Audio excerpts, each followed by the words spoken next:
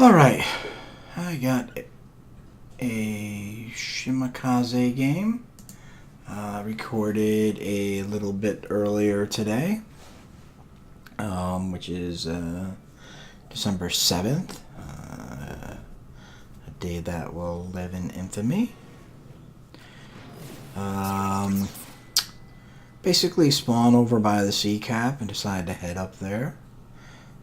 Unfortunately, if you look at the mini-map, you'll notice that my the DD that's with me decides to kind of go a different way. The battleships that spawn just south of C decide to head to B. The battleships that spawn and the cruiser that spawn over by B decide to head to C. As I was getting ready to turn around, I typed in chat that it didn't look like I was going to get any support. Our Moskva chimed in and said, "I gotcha," and he is heading up here. The Grosvoy did turn around after I said something to him. Basically, typical World of Warships game.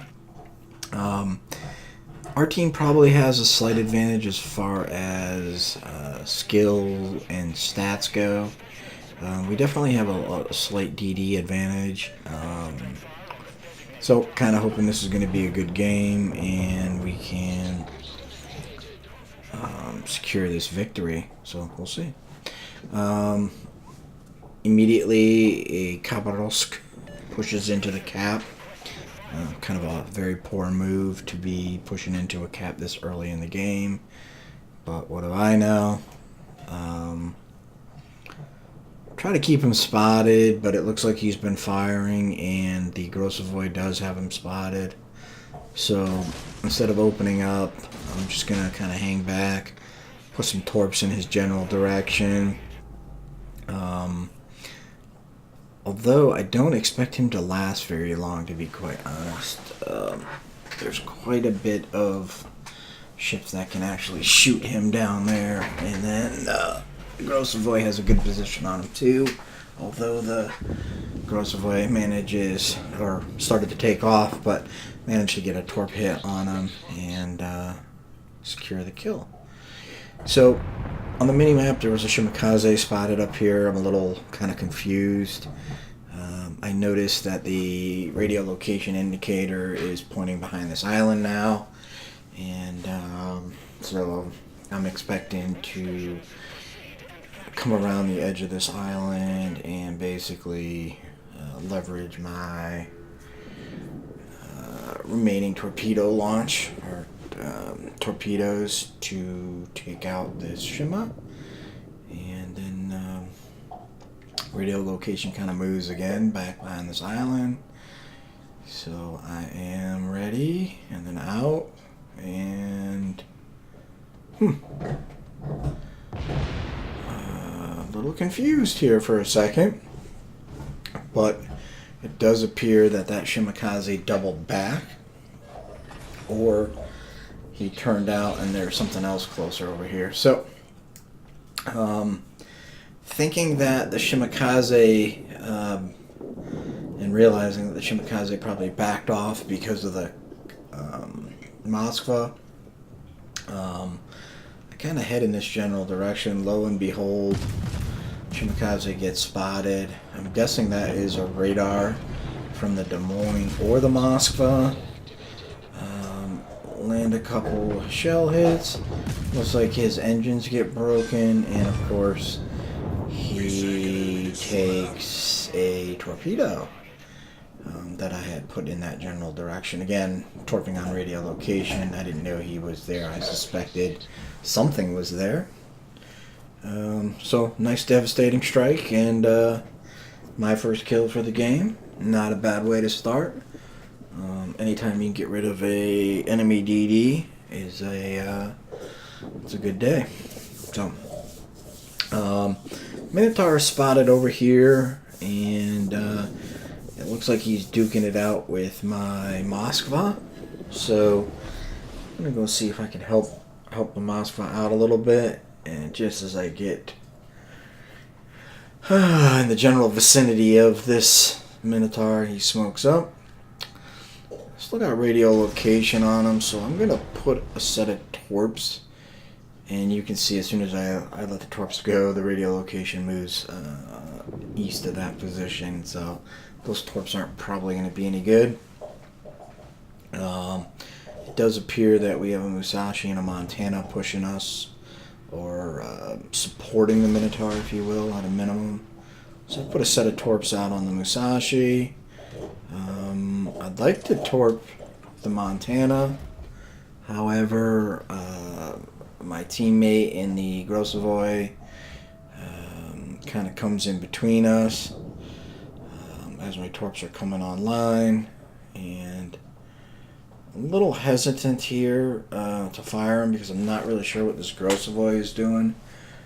It does appear that he's going to YOLO in and go after the Montana. And note to self, if you're going to YOLO a battleship like the Montana, you better not miss, or you better get enough torp hits to completely take them out. And this Grosavoy does not manage to dispatch this Montana. He hits him pretty hard. He takes a fair amount of his health. However, the Montana is able to dispatch the Grosavoy. It looks like the Montana ran aground and will be backing off the island as he turned to take as few torps as he could. So I basically offset those torps so that hopefully they will cover him whether he remains beached or does back off the island. And I managed to secure that kill. I spot the Minotaur coming out of his smoke. And he is still duking it out with my division mate, or my teammate. I shouldn't say my division mate, he's not in my division. And I get hydroed. Unfortunately for the Minotaur, he's not going to be able to move forward fast enough, and he eats a couple of my torps. And that's another devastating strike, and that's kill number 3. Yeah, we're working this flank over pretty hard. At this point, I only have looks like a Buffalo and the Moskva with me. The Musashi is on radio location and kind of intermittently spots and detects me. So I put a set of torps out in front of him. I fully expect him to slow down or stop behind this island chain to protect himself, knowing that there's a Shima here. So kind of, if I had torped radio location, I would have torped a little bit forward of him, but I kind of tried to keep these torps hugging that island, thinking he was going to stop. And lo and behold, we get a torp hit. And a flooding, which he uses damage control on. And hopefully we're going to show the Grosavoy how you YOLO torp here. We're going to push this battleship pretty aggressively. We got one set of torps up and another one coming online in just a few seconds. So we're feeling pretty comfortable here. And lo and behold, he is backing up. So we put one set on a little bit closer to the prediction line, and then we put another one a little bit behind it, and we get a big strike. 5 torp hits for 50k, and our third devastating strike. He flooded out. He had already used his damage control. The Moskva in chat is thanking me for helping him out. No problem, mate. It was my pleasure. At this point, we've got a pretty good lead on the red team. We've got a 2-cap advantage to their 1. So actually a 1-cap advantage. And we've definitely got the ship advantage. I think we got 4 ships more than they have. So I'm going to kind of speed up this next section because basically it's just me sailing a little bit south, trying to get back into the fight. So I'm just going to speed this up. kind of changed the camera view a little bit on the replay. Trying to experiment with some stuff, so I do change it a little bit. But again, just accelerating through here because there's really nothing to see. And trying to give you a little bit more, a little bit different view. You can see the points are about ready to run out. We've got almost 900 points, so there isn't much time left. This lion is pretty low health. I wasn't really paying attention, so I've actually shut off the HUD, if you will.